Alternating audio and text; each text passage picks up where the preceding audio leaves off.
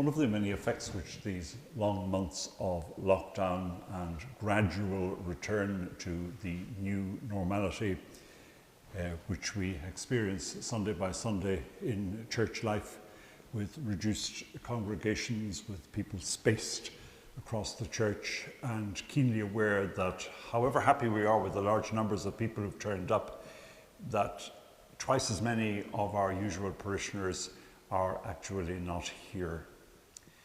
So in the light of all of that and the many ways in which the coronavirus has changed the way we live, one of the most significant of the effects it has is that it has altered, in some cases irrevocably, the role we play in society, the way we perceive ourselves and the way in which we conduct ourselves and do things. So all of our role has changed. So many of you who are watching will be parents, and you know that this long period of exposure to your spouse, to your children, working in the limited conditions of your home, you're trying to keep up your job, and your children are trying to follow their schoolwork as best they can.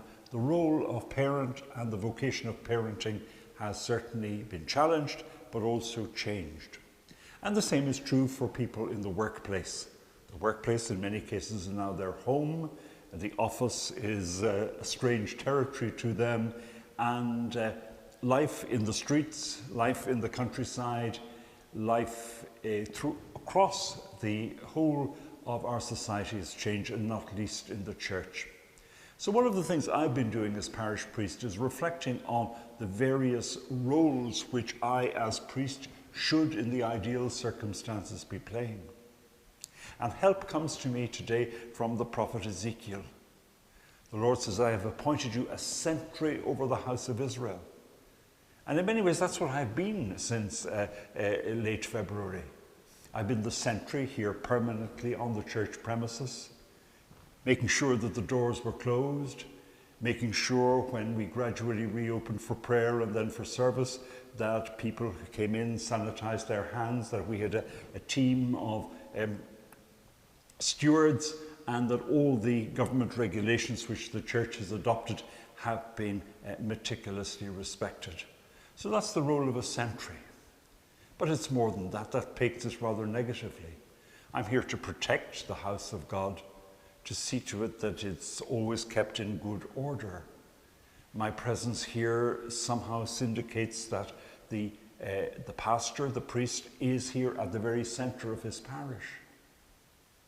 I'm the sentry standing before the Blessed Sacrament to see to it that the sanctuary light keeps burning and this remains a house of prayer, fitting and decorous for the real presence of the Lord who inhabits it.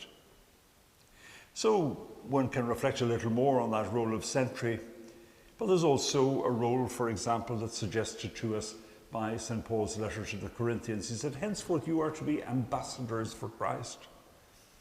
He said that to those who held ministry within the early church, that they were to represent Christ to others. They were there as advocates for his cause.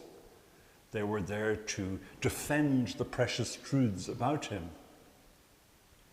They were there also, and here the sentry role comes back, to protect the people confided to their charge against error. And so an ambassador is somebody who does his best to present the cause which he represents in the most articulate, but also in the best possible light. A priest also, and here we come to the heart of today's gospel, is a mediator at the heart of his community. Of course, as priest, as celebrating the sacred liturgies, particularly the Mass, he too, like Christ himself, as depicted in the letter to the Hebrews, is the mediator between man and God. In offering the sacrifice of the Mass, he carries with him the prayers of his people and is privileged to present those to God in his role as mediator, as bridge. And, of course, not only is he a bridge between his parish community and the God of heaven, but he is also a bridge builder at the heart of his community as well. Because today, in that set of teachings which Matthew reported about disputes which arose among the disciples at the time of Jesus, and the practical hints which Jesus gives and the counsel which he shares with his first friends in conflict resolution, that must have been also true of the early church. As the numbers of Christians grew, as the number of disciples was enlarged, there's bound to have been disputes, disagreements, one way of doing it and others in favour of another way of doing things. And we know that only too well, even from the smallest of parish communities, that people tend to disagree most violently and most passionately about the things they care about most. And because religion has been central to the lives of countless generations of people from the very foundation of the church up until today, it's inevitable that religion itself should be the cause of major disagreement and indeed of violent disagreement, unfortunately, between the disciples of Christ.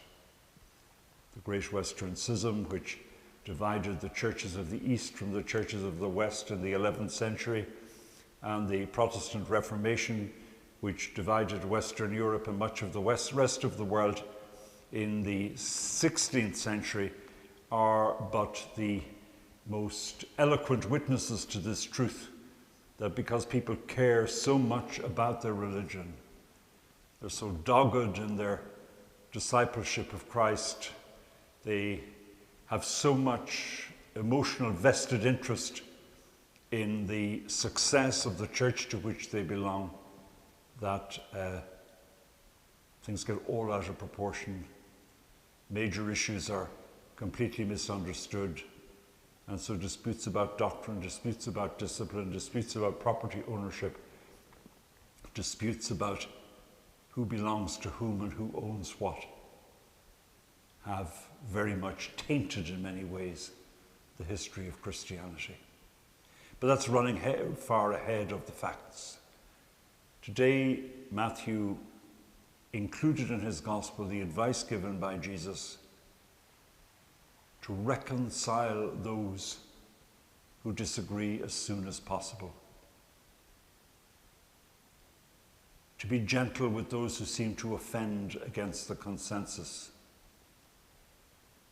to argue or to persuade or to cajole those who seem to be separating themselves from the commonly held opinion within the community.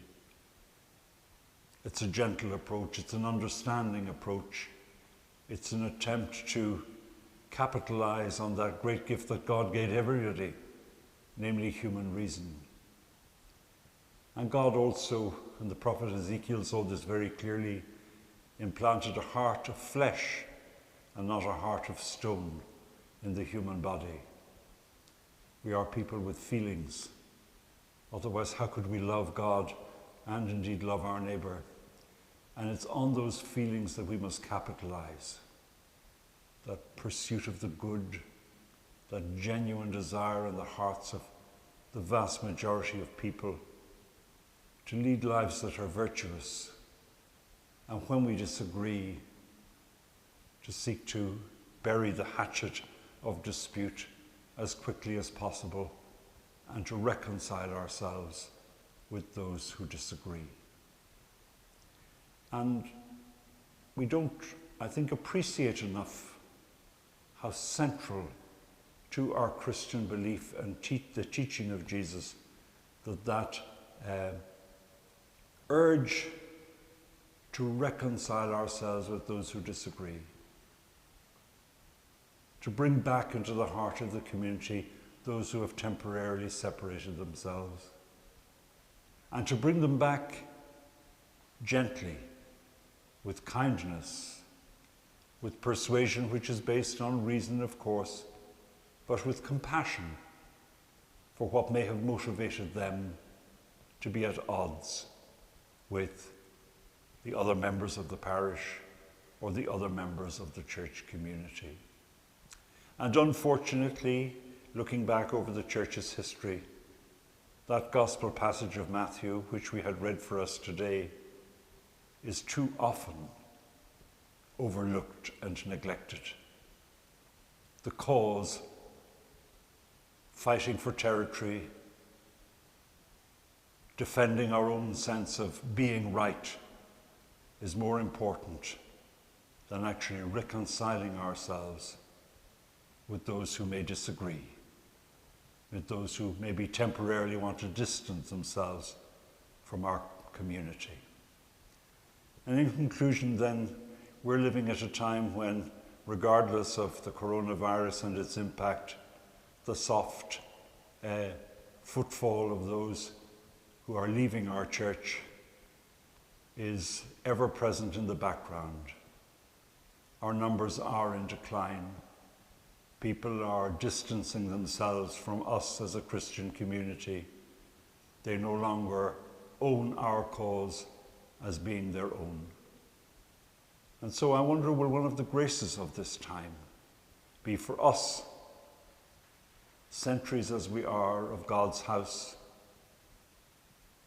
protective as we are of Christ's teaching, much as we care about the survival of our Christian family of faith, maybe a change of our own hearts, a softening of our own positions, a flexibility in our own attitudes, may breathe new life into the church, may bring back those who have distanced themselves and separated themselves. They recognize in our voice a voice of kindness, not reproval, an invitation rather than rejection. And in that way, maybe, the prophecy of Isaiah, that our hearts of stone may be replaced with hearts of flesh, that we may become creatures who love rather than fight. We defend, yes, but above all, we welcome. And as we are reopening our doors, as people are coming back, it's my dream anyway that everybody will feel welcome in that house of which, during the lockdown period, in fulfillment of the prophet Ezekiel, I have been sentry, appointed by God to look after the house where he dwells.